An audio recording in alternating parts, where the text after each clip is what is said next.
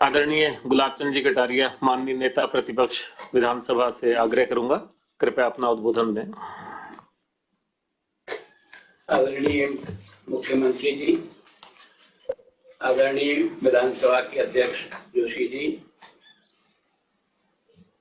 मंत्री आदरणीय शांति धारीवाल जी, गोविंद सिंह जी टोडाले जी, chief secretary साहब, आप सभी अधिकारीगण और इस कार्यक्रम से जुड़े हुए सभी मंत्रीगण, विधानसभा में मेरे सभी साथीगण, बहुत परीक्षित, एक तरह से लंबे समय से जिस बात की इंतजार हम लोग कर रहे थे और मुझे बहुत लंबे समय तक विधानसभा में रहने का भी अनुभव था। प्रयास बहुत किए लेकिन प्रयास कार्य रूप में परिणित नहीं हो पाया। सच में मैं सबसे पहले तो सीपी जोशी साहब आपको धन्यवाद करता हूं कि आपने विधायकों की उस पीड़ा को समझा और उसको कार्य रूप में परिणित करने का प्रयास किया, क्योंकि मैं इस पीड़ा को लंबे समय तक भोग चुका हूँ। मंत्री होते हैं तो हमारे मकान बड़े बड़े होते हैं, लेकिन जैसे ही विधायक बनते हैं तो 2 कमरा और एक अतिथि जो आते हैं उनको बिठाने का कमरा मिलता है, और जिसके बच्चे बच्ची पढ़ने वाले हों, अपने क्षेत्र से आने वाले लोगों को सुलाने की जगह, उनको बिठाने की जगह भी हमारे पास उपलब्ध नहीं होती थी। और तो इस पीड़ा को हम लंबे समय से अनुभव कर रहे थे। समय समय पर हमने विधानसभा के विभिन्न स्तरों पर भी इस बात को बताने का प्रयास किया।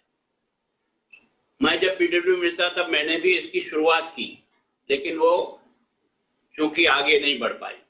लेकिन सच में सीपी जोशी साहब, आपने जो अगुवाई की और इस कार्यक्रम को बार बार हम सब लोगों को बिठा करके जिस मंजिल तक पहुंचाने का प्रयास करके भी बहुत कुछ आनंद मिल गया। और फिर आपने 4 बेडरूम रख करके निश्चित रूप से हमारे क्षेत्र से आने वाले लोगों को भी एक आश्रय स्थल मिल गया कि कम से कम एमएलए साहब के जाऊंगा तो थैला रखकर, नहा धोकर, सोकर अपना काम करके जा सकूंगा। तो मैं सोचता हूँ जो कमी मुझे 40 साल में जो अखरी थी उसकी पूर्ति आपके इस प्रोजेक्ट से हो रही है। और पवन जी, आपको धन्यवाद इस बात को कि इस प्रोजेक्ट को जिस ढंग से आगे बढ़ाया। ये अध्यक्ष जी, आप और हम सब लोग बैठे थे तो हमने जेडीओ को दिया था, जेडीओ को हमने भी प्रयास किया था, लेकिन जेडीओ के कारण से हम बहुत ज्यादा सफल नहीं हुए। फिर अगली बैठक में आपने तय किया कि दोनों एजेंसी एक ही हो गई।